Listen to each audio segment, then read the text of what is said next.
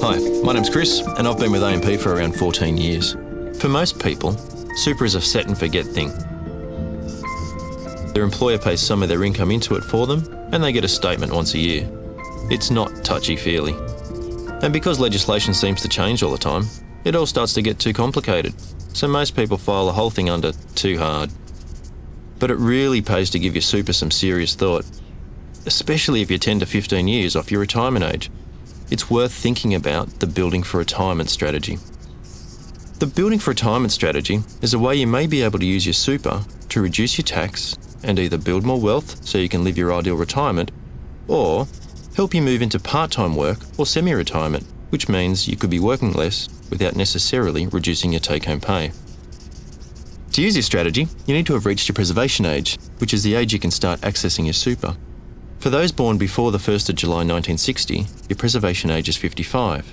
And for those born after this date, preservation age can be up to age 60. The Building for Retirement strategy lets you draw an income from your super whilst you're still working.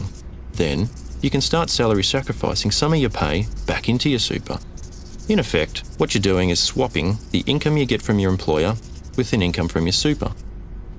The benefit of this is that income you get from your super may be taxed at a lower rate. If you are simply receiving an income from a job or business, you'd be paying up to 46.5% tax. Whereas income you get from your super receives a 15% tax rebate if you're between the ages of 55 and 60.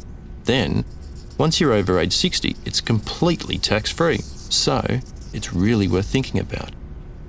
Now, there are some limits on how much you can contribute to your super. And those limits may vary depending on how much money you have in your super and your age.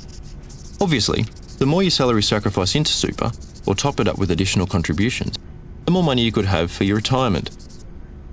Now, this doesn't take into account your situation, so you'll need to consider your own circumstances before making any investment decisions.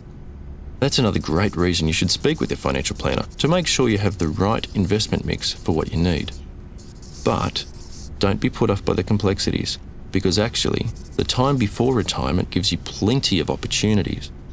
In fact, the Building for Retirement strategy lets you do one of three things. 1, you may be able to reduce your tax while increasing your super balance. Or 2, you may be able to use it to help you move into part-time retirement by working less whilst retaining the same income.